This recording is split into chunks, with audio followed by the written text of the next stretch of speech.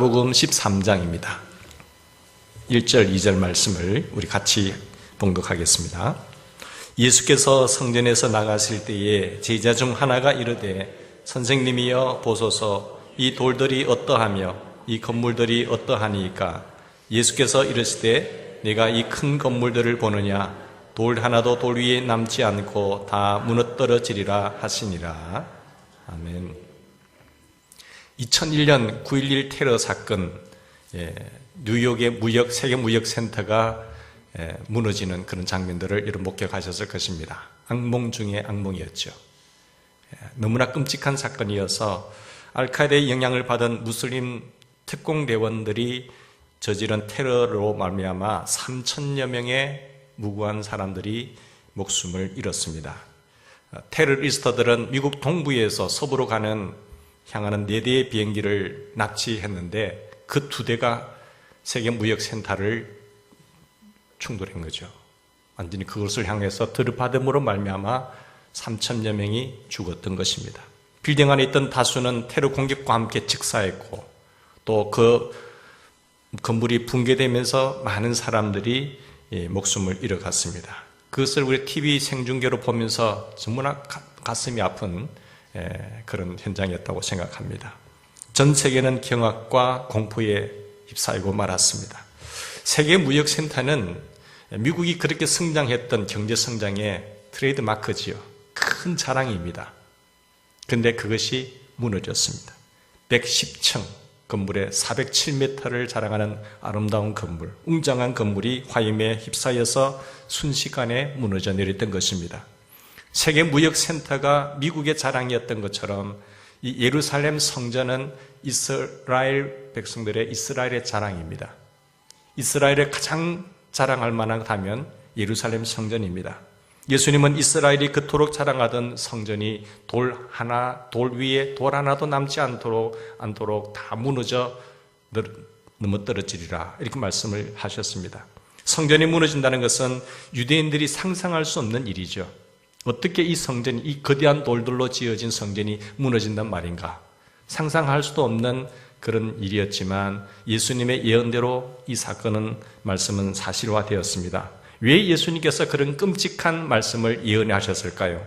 예수님께서 유대인들이 자랑하는 최고의 건물이 무너진다고 하는 예언을 통해서 우리에게 어떤 교훈을 주시고자 합니까?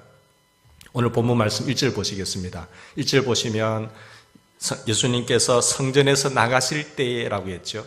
지지난주에 드렸던 우리 말씀을 묵상하면서 12장 마지막 부분에 있는 말씀, 예수님께서 성전 안에서 가르치시면서 하신 말씀, 그리고 마지막에 그 성전에서 연보궤 앞에서 성전에 헌금하는 것을 보았습니다.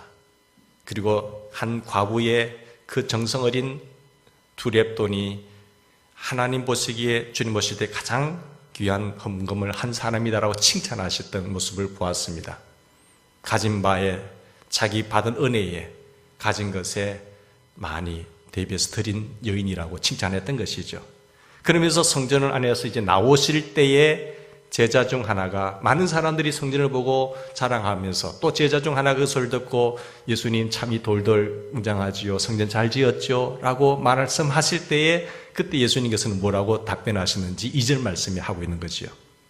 여러분, 예루살렘 성전의 건물, 그들이 자랑할 만한 그런 건물이었습니다. 제자들은 이스라엘의 자랑거리 이 성전을 보시는 예수님도 놀랄 것이라고 생각하고 제자가 예수님께 이 성전을 자랑했는데 예수님은 자기들의 생각과는, 군중들의 생각과는 달리 말씀하셨습니다. 여러분, 예수님 당시에 헤롯 대제가 건축한 있는 이 성전 건물이 있는데 최초의 성전은 솔로몬 성전입니다. 다윗이 그 마음을 품고 제가 아버지 집을 지어드리기 위해 했던데 너는 피를 많이 흘렸었는데 네 아들이 지을 것이다 해서 솔로몬이 성전을 지었습니다. 그리고 두 번째, 그들이 성전을 아름답게 지었고 나갔지만 그러다가 그들은 잘못으로 말미암아 바벨론 포로로 잡혀가게 되고 바벨론의 공격에 의해서 성전은 파괴가 됩니다. 70년 포로 생활을 마치고 회개하며 돌아왔을 때 그들이 가장 먼저 한 것이 성전을 재건축하는 일이었는데 두 번째 성전입니다. 스룹바벨 성전이었습니다. 그리고 세월이 흐르면서 하박국에 보면 내가 이 성전문을 닫아버리겠다. 너희들이 회복되지 않고 바른 생활을 하지 않으니까 이 성전이 있으나 마나했다. 그래서 침묵하시면서 성전문을 닫아버리는 사건이 있었죠. 그 이후에 다시 헤롯이 성전을 짓습니다. 그것이 오늘 예수님 당시에 있었던 성전, 헤롯 성전, 예수님 당시에 성전을 짓고 있는 성전이죠. 이 헤롯 성전인데 헤롯 대제가 BC 20년부터 AD 64년까지 살아있을 때와 그가 죽었을 때 후까지 84년 동안 지은 건물이에요. 그런데 예수님 당시에는 거의 46년 동안 짓고 있는 과정이 속이었죠. 46년 동안 지은 이 성전, 그리고 완공되기까지 84년 동안 완공한 헤롯 성전입니다. 예수님께서 이 성전을 헐라 내가 사흘 만에 다시 일으키리라고 하셨을 때 유대인들이 이 성전은 46년 동안 지었다라고 예수님께 말했습니다. 당시 헤롯 성전은 착공한 지 46년이 걸렸다는 것입니다. 그 어마어마한 세월의 흐름 속에서 거대한 건물을 지었던 모습을 보십시오. 성전 바깥 평평한 곳이 이방인들이 다닐 수 있는 성전, 이걸 우리가 영상으로 봤으면 좋겠는데 예루살렘 성전을, 헤롯 성전을 보면 정말 대단합니다. 이방인들의 뜰이 있습니다. 이방인들은 아예 성전에 들어가지도 못하죠. 성전 바깥 뜰에 있어야 되고, 이제 그 안에 들어가면, 동쪽을 향해 들어가게 되면 여인들의 뜰이 있고, 또 그 안에 들어가면 남자들이 들어갈 수 있는 뜰이 있고, 그 안에 성전이 있습니다. 성전에는 아무나 들어가는 것이 아니라 제사장들만 들어가고 반열대로 들어가서 예배드리고 제사드리죠. 그리고 그 안에는 또 지성소가 있습니다. 지성소에는 1년에 대제사장이 한 번만 들어가서 예배할 수 있고 하나님을 만나는 곳입니다. 근데 이제는 우리에게 사실 보고 좀 빗나갑니다만은 우리는 지금 마음껏 예수 그리스도가 십자가에 달려 돌아가실 때 성전 휘장이 찢어짐으로 말미암아 지성소까지 들어와서 하나님의 임재를 느낄 수 있는 우리가 된 것이죠. 이 모든 영광을 주님 은혜인 줄 믿고 감사와 찬양을 드리는 것입니다. 감히 누가 하나님을 함부로 만날 수 있습니까? 그것도 대제사장이 1년에 한 번 만날 수 있는 그곳에 우리는 마음껏 주님의 은혜로 예수 그리스도의 이름으로 그분께 기도할 수 있고 간구할 수 있고 예배할 수 있다는 것이 축복 중에 축복 아니겠습니까? 감사한 일입니다.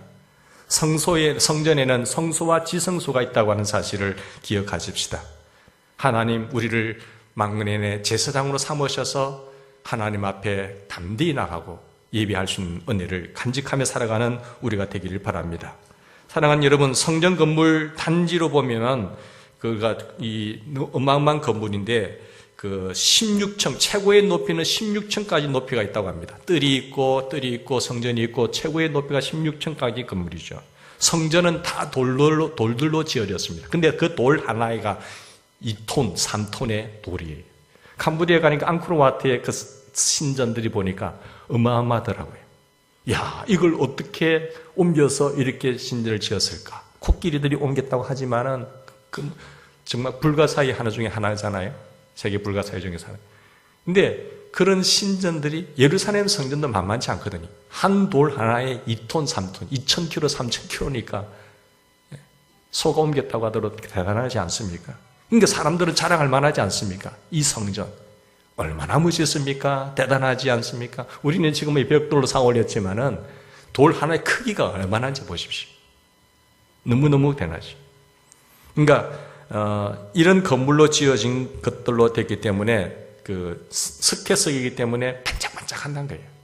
멀리서 보면은 꼭 눈 온 상태에서 반짝반짝하는 거죠. 그리고 요세푸스 역사가에 의하면은 성전의 건물은 또 밖에는 금으로 칠했다라고 해서 너무나 빛났다고 말씀을 하고 있습니다. 당시 유대인들의 눈으로 볼 때 40여 년 동안 짓고 있던 성전은 정말 자랑스러운 자랑거리였습니다. 예수님이 여인의 뜰 헌금함에서 여인의 그 고귀한 아름다운 헌금의 손길을 바라보고 가장 많이 헌금하셨다고 칭찬하신 후에 거기 있던 사람들이 성전 건물들을 자랑하기 시작했습니다. 그때 한 제자도 예수님을 그 자랑에 끼어들게 하기 위해서 선생님이여 보시옵소서 이 돌들이 어떠하며 이 건물들이 어떠합니까? 라고 물었던 것입니다. 예수님은 그 성전 건물을 보시고 어떤 생각을 하셨을 것 같아요? 이야, 정말 멋있다, 잘 지었다, 수고 많았다 라고 말씀하셨을까요? 그런 소리가 들릴 줄 알았는데 예수님은 다른 말씀을 하셨습니다. 성전 자랑을 들으시고 어떤 반응을 하셨는지 2절 말씀 보시겠습니다. 2절 말씀 같이 읽겠습니다. 시작.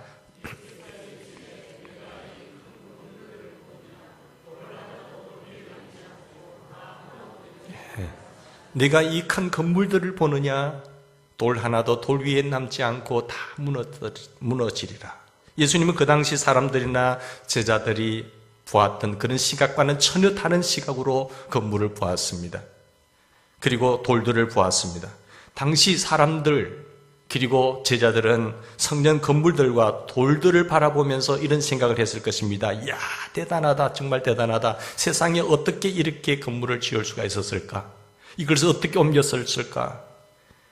어떻게 이렇게 웅장한 건물을 지었을까? 46년 동안 지었고 또한 아직도 38년이나 더 지어야 하는데 성전이 완성되면 얼마나 고귀하고 멋있을까? 84년 동안 지은 건물. 예수님은 그렇게 생각하지 않았습니다. 앞으로 이 웅장한 성전의 건물이 돌 하나도 돌 위에 남아있지 않을 텐데 왜 사람들은 건물들과 돌들만 자랑하는가? 왜 외형만 바라볼까? 왜 건물의 겉모양만 바라볼까? 본래 성전 건축의 의도를 알지 못하고 본질을 알지 못하고 왜 외형만 바라보고 자랑할까? 그렇게 예수님은 생각했을 것입니다. 우리의 모든 어떤 껍데기도 중요하지만 외형도 중요하지만 더 중요한 것은 본질이라고 하는 사실을 우리는 삶에 있어서 절대로 놓쳐서는 아니 된다는 것입니다. 예수님 보십시오. 헤롯 성전은 BC 20년부터 짓기 시작해서 84년간 건축되었는데 AD 64년까지 건물이 지어졌습니다. 64년에 완공이 되었습니다. AD 64년에 거대한 돌들로 웅장한 성전 건물들이 완공됐는데 그로 2년 후에 유대인들과 로마인들 간에 전쟁이 일어나게 됩니다. 유대인들의 폭동으로 말미암아 로마인들이 유대인들과 전쟁을 일으키게 됐는데 전쟁이 일어난 지 4년 만에 64년도에 건물이 완공되고 66년도에 전쟁이 일어나서 70년도에 전쟁이 일어난 지 4년 만에 헤롯 성전이 붕괴가 되는 겁니다. 예수님이 예언한 대로 돌 하나 위에 돌 하나도 남지 않고 다 허물어 떨어지는 것입니다. 84년 동안 지은 웅장한 성전, 헤롯 성전, 자랑할 만한 성전, 그런데 완공된 지 6년 만에 무너진 것입니다. 이스라엘의 최고의 자랑거리가 로마인들에 의해서 무너진 것입니다. 성전 붕괴는 9.11 그 무역센터가, 세계 무역센터가 무너진 것 같은 악몽 중의 악몽이지요. 당시 역사를 좀 더 자세히 살펴보면 로마 제국의 베스파시안 황제가 자기 아들 디도 장군에게 로마군 3만 명을 이끌고 가서 유대인들을 처벌하라고 명령을 내립니다. 그 반란을 진압하라고 명령을 내렸는데 디도 장군은 유월절을 지키러 왔던 유대인들, 그들을 예루살렘 성전에 모였을 때에 포위합니다. 4만 명이. 그리고 5개월 동안 그들의 곡식과 먹을 것을 다 잃을 정도까지 포위를 하고 굶깁니다. 그리고 5개월 후에 그곳을 공격하게 되죠. 거기서 죽은 숫자가 60만, 유대인 60만 명이 거기서 죽는 겁니다. 유대인 일부는 로마의 원형 경기장으로 보내려서 사자의 밥이 되게 되었습니다. 유대인 일부는 로마 광산으로 강제 이송되어서 노역에 시달리고 말았습니다. 디도 장군은 마지막으로 성전과 성에 불을 질렀습니다. 예루살렘 성과 성전은 그야말로 불바다가 된 것이죠. 예수님께서 말씀하신 예언대로 이루어진 것입니다. 사람들은 성전 건물들과 돌들을 자랑하는데 왜 예수님께서는 성전에 돌 하나도 돌 위에 남지 않고 다 무너지리라고 그렇게 말씀하셨을까요? 그런 끔찍한 이야기를 하셨을까요? 여러분, 열왕기상 8장 9장을 자세히 읽어보면 우리 이 비밀을 알 수 있습니다. 열왕기상 8장에 보면 9장 4절에서 이하의 말씀을 한번 보십시다. 제가 말씀드릴게요. 한번 찾을 수 있는 분들 찾아왔으면 좋겠어요. 열왕기상 9장 4절. 여러분, 열왕기상에 보면 솔로몬 왕이 BC 960, 기원전 960년경에 최초의 성전을 완공합니다. 성전을 완공하고 하나님 앞에 헌당식을 하게 돼요. 봉헌식을 할 때에 하나님께서 솔로몬에게 주신 메시지입니다. 어떤 말씀을 주셨는지 보십시오. 그 말씀이 열왕기상 9장 4절 이하의 말씀인데 핵심만 쭉 살펴봅시다. 거기 보면 4절 말씀, 네가 만일 네 아버지 다윗의 행함같이 마음을 온전히 하고 바르게 하여 내 앞에서 행하며 내가 네게 명령한 대로 온갖 일에 순종하여 내 법도와 윤리를 지키면 했지요. 쭉쭉쭉 넣어다가 어떻게 놓습니까? 이스라엘 왕위를 영원히 견고하게 할 것이기문이야. 하려니와. 근데 만일 그렇게 하지 아니하면 내가 너희 앞에 둔 너의 계명과 법도를 지키지 아니하고 가서 다른 신을 섬겨 그것을 경배하면 내가 거룩하게 구별한 이 성전이라도 내 앞에서 뭐 하신다? 던져버리리. 이스라엘은 모든 민족 가운데 속담거리와 이야기거리가 될 것이며 이 성전이 높을지라도 지나가는 자마다 놀리며 비웃어 이르되 여호와께서 무슨 까다로 이 땅과 이 성전에 이같이 행하셨는가 하리라.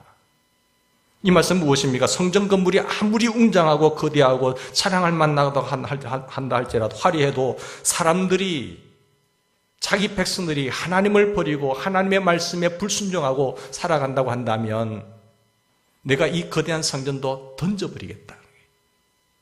그러니까 성전의 본질적인 요소는 그곳에서 하나님을 만나고 하나님께 예배하고 하나님 그들을 지켜주시고 하나님 임재의 장소인데 그 안에 있는 하나님의 백성들이 하나님을 경외하지 않고 하나님을 떠나가고 세상을 섬기고 그리고 하나님의 말씀에 순종하지 않고 계명을 버려버린다고 한다면 내가 이 성전까지 던져버리겠다.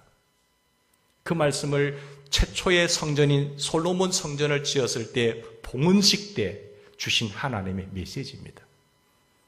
역사를 살펴보면 이스라엘 백성들이 하나님의 성전을 지었을 때 그렇게 하다가 그들은 하나님을 떠나게 됩니다. 그러면서 하나님 1차 경고로 그들이 바벨론 포로로 넘어가게 돼요. 포로로 넘어갔을 때 그 처음에 지었던 하나님의 성전이 무너지게 되죠.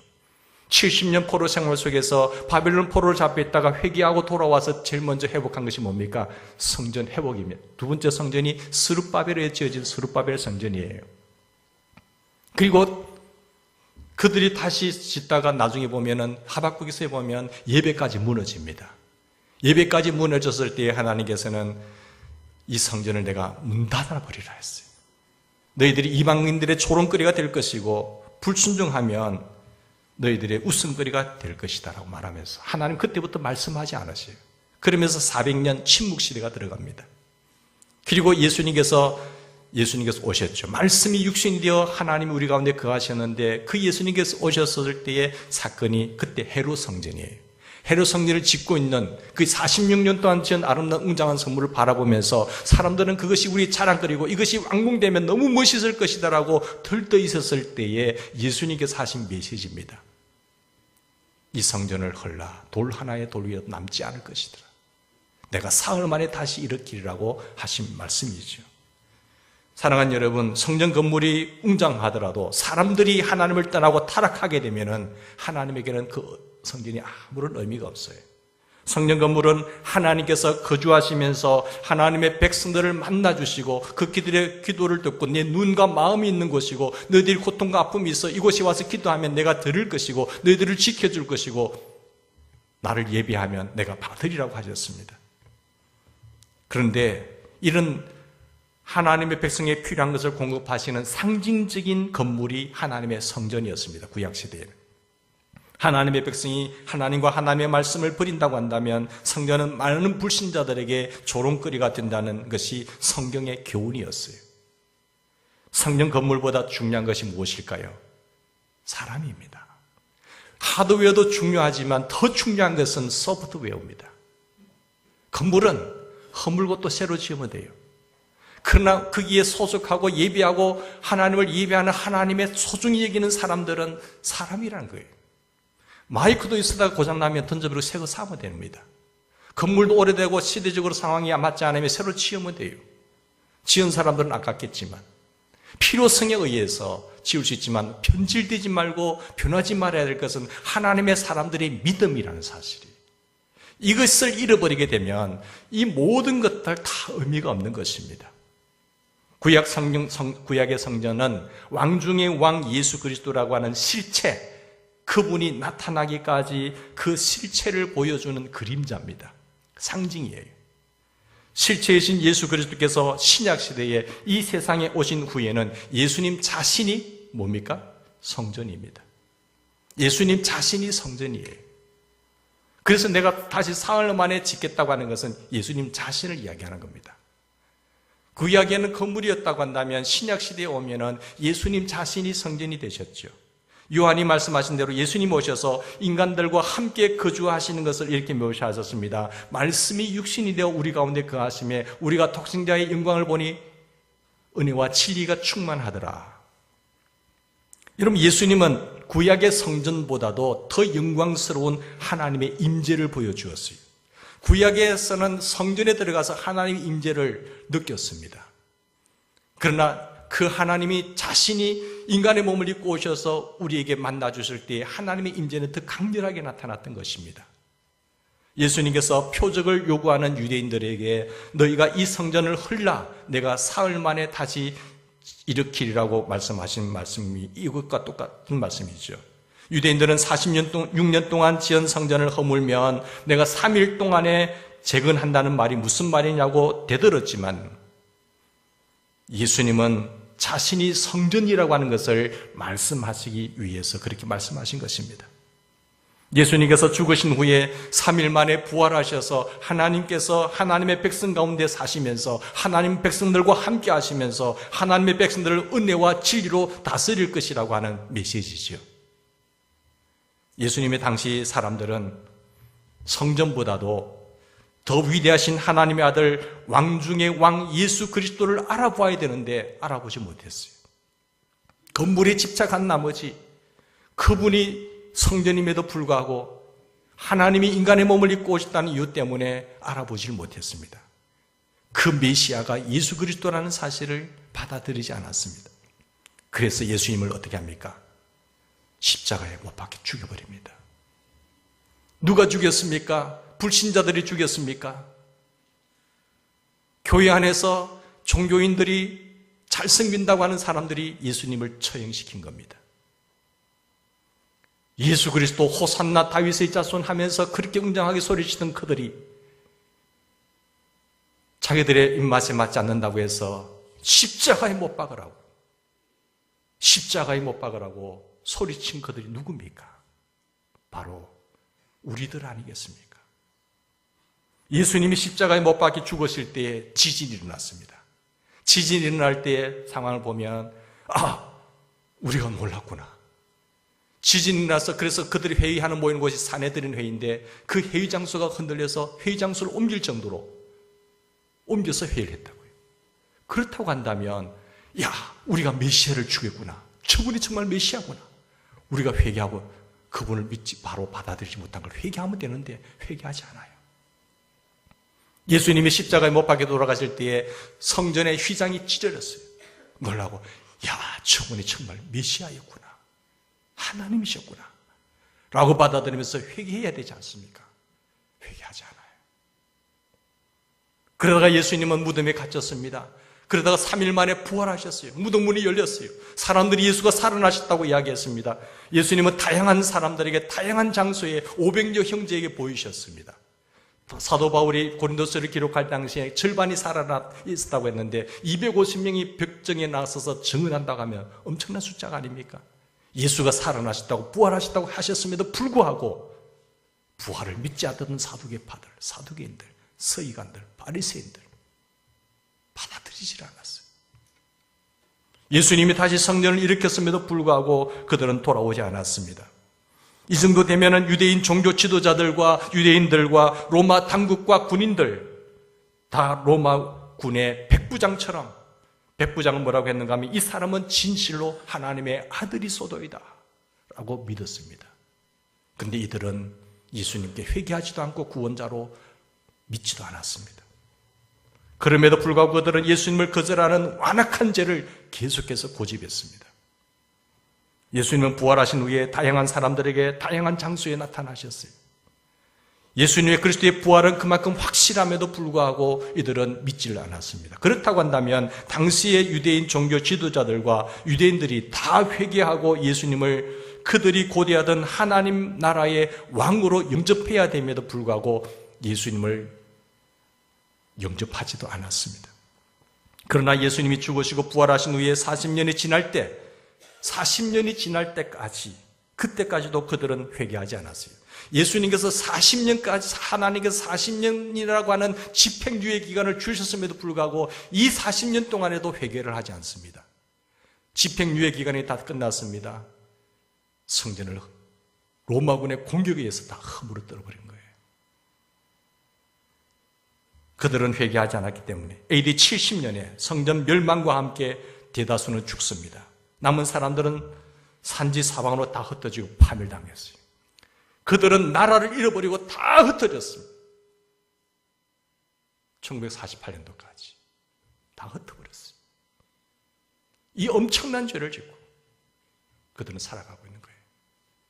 유대인 학살, 조롱, 핍박. 정말 그래도 끈질긴 게 유대인들이에요. 그래도 구약 성경 말씀 믿고 따라가기 때문에 유대인들이 돌아오면, 예수를 믿는 것이 회복되면 주님의 재림이 오는 겁니다. 여러분, 신약 시대는 누가 성전이세요? 구약 시대에는 성전이, 건물이 성전이었다고 한다면 신약 시대에는 예수님 자신이 성전입니다.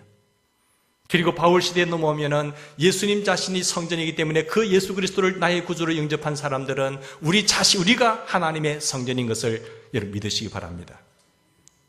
고린도전서 3장 16절 17절에 이렇게 말했습니다. 너희가 하나님의 성전인 것과 우리가 하나님의 성전인 것과 하나님의 성령이 너희 안에 거하시는 것을 알지 못하였느냐? 누구든지 하나님의 성전을 더럽히면 하나님이 그 사람을 멸하시리라. 누구든지 하나님의 성전을 더럽히면 하나님이 그 사람을 멸하신다고 말씀합니다. 하나님의 성전은 거룩하니 너희도 그러할지니라. 성전의 핵심은 거룩이에요. 오늘 우리가 죄된 것 있는 걸 다 주 예수 그리스도의 보혈의 피로 회개할 수 있기를 바랍니다. 죄를 청산할 수 있기를 바랍니다. 사랑하는 성도 여러분, 우리는 거룩하신 성령님께서, 성부성자 성령께서 임재하시고 거주하시는 하나님의 성전된 몸입니다. 우리 안에 내주하시는 하나님의 성전인데 여러분이 하나님의 지성소예요. 내가 예수 그리스도의 이름으로 언제든지 주님 앞에 아뢰면은 다 고백하면 응답이 될 줄 믿으시기 바랍니다. 감히 누가 그 살아계신 만군의 전능하신 하나님을 만날 수가 있습니까? 이런 특권을 우리에게 주셨어요. 언제든지. 그런데 우리가 이 거룩한 성전 이처성소가 음란으로 더럽혀지고, 거짓말로 더럽혀지고, 욕심으로 더럽혀지고, 근심으로 더럽혀지고, 미움과 욕설로 더럽혀지면 하나님이 그 사람을 파멸하시키는 거예요.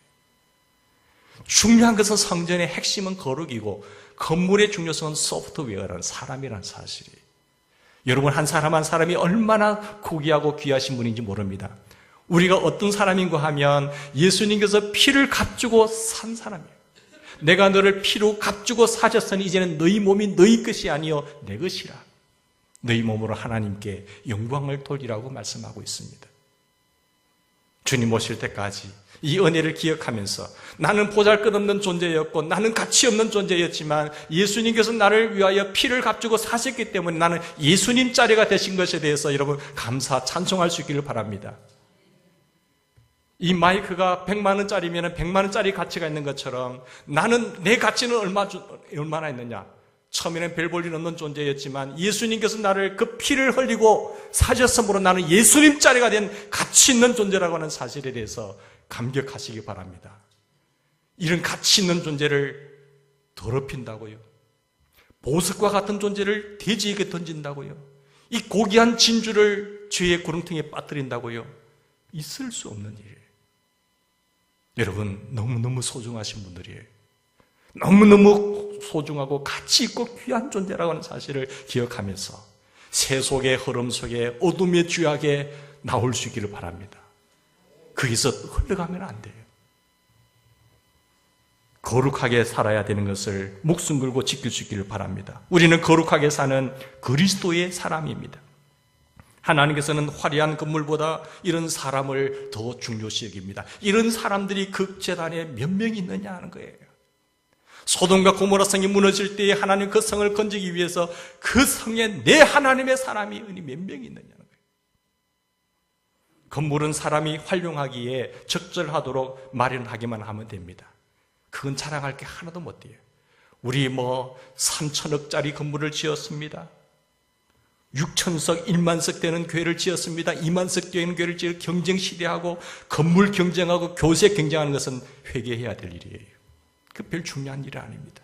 소개가 썩어 들어간다고 한다면, 그 교회를 구성하고 있는 인적 자원들이 썩어 들어간다고 한다면 하나님은 내가 성전을 던져버리겠다, 그렇게 말씀하셨어요. 그 역사를, 유대인 역사를 통해서 우리는 보았고 지금도 보고 있고, 그 화려했던 유럽의 건물들이 관광의 명소가 되어버리고 하나님의 사람들은 떠나버리고 세상의 조롱거리가 되고 웃음거리가 되고 관광의 명소가 되고 이방인들의 성소가 되었다고 한다면 우리는 얼마나 하나님 앞에 크나큰 죄를 짓고 있는 범죄자입니까? 교회와 관련된 건물은 그것이 예배당이든 교육관이든 어떤 용도의 건물이든 용도에 적합한 실용성만 있으면 되는 거예요. 사랑하는 여러분, 우리도 앞으로 새 성전을 꿈꾸며 나갑니다마는 그보다 더 중요한 것은 우리의 나 자신을 이 시점에서 살펴봐야 됩니다. 하나님께서 정말 눈여겨보고 사랑하는 하나님의 거룩한 백성들이 될 수 있기를 소망합니다. 그래야 우리가 조롱거리가 되지 않습니다. 우리 한 사람 한 사람 피로 값주고 사셨던 우리가 다시 주님의 은혜로 회복되어서 끝까지 거룩을 지키며 하나님께 기쁨이 되고 영광이 되고 하나님의 뜻을 실현하고 복음으로 생명을 살리는 일에 끝까지 주님 증언하라고 말씀하신 복음 생명 사역을 위해서 달려가는 우리 모두가 될 때에 하나님께서는 붙잡으시고 지키시고 우리 교회를 서실 줄 믿습니다. 이 아름다운 교회, 멋있는 교회, 역사적인 교회, 전통 있는 교회로 하나님이 기쁨이 되고 하나님이 눈여겨보시고 하나님이 아끼시는 그런 교회가 되기를 주의 이름으로 축원합니다. 같이 기도하십시다.